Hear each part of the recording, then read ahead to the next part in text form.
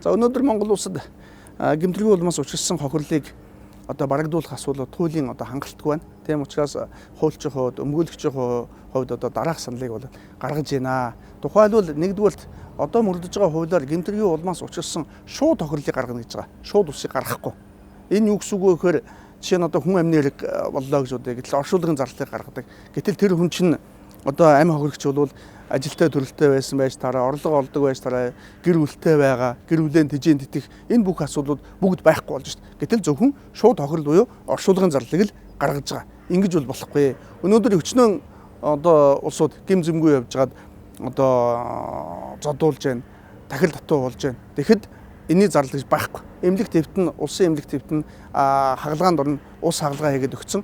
Зөвхөн эмийн сангаас нэг цөөхөн эмтрээ хэрвээ дараа нь авах юм бол үүний мөнгийг л одоо гаргуулна. Түүнээс биш насан туршид тэл дахил татуу байгаа тухай, гадагшаа дотгошоо эмчилгээнд явах тухай адны асуудал, за насан туршид одоо олох ёстой байсан орлого гэдэг тэр бүх зүйлийг гаргадаггүй.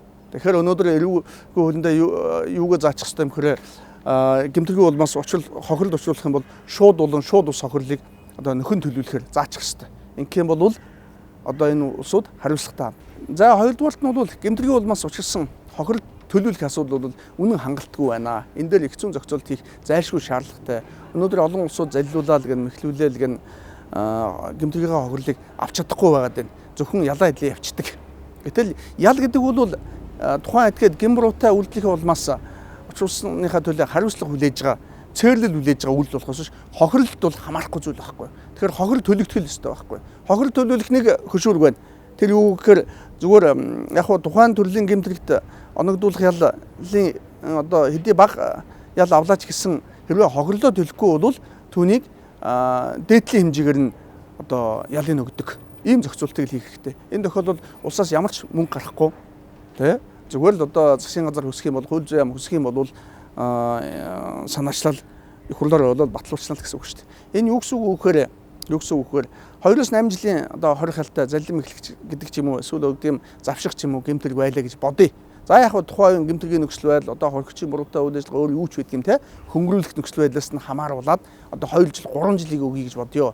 Тэ яг болж байна. 2-3 жилийн гэхдээ хохирлоо төлөх. Хэрвээ хохирлоо төлөхгүй бол түүний хорих ял нь 8 жил хүрэхэд явах хэрэгтэй байхгүй. Инхээр хэн ч гэсэн одоо юу гэдэг юм ялаа сунхыг бодохын оронд за хохирлоо төлөх ёстой. Тэгэхээр өнөөдөр ийм зохицуул байхгүй улмаас за мөнгө үл төлөөд яах юм бэ? Дэлтэ тэгвэл ял авах нь тодорхой. За ялаа эдлээд галчаа гэдэг ийм л байр суурь одоо болсон байна. За ийм учраас одоо Монгол улсын засгийн газрын тухай хуулинд бол иргэний эрх хэрэгчлөө зөрчигдсөн эрх хэсгийг хамгаалах үүрэг нь бол засгийн газарт бол хадгалагдж байдаг.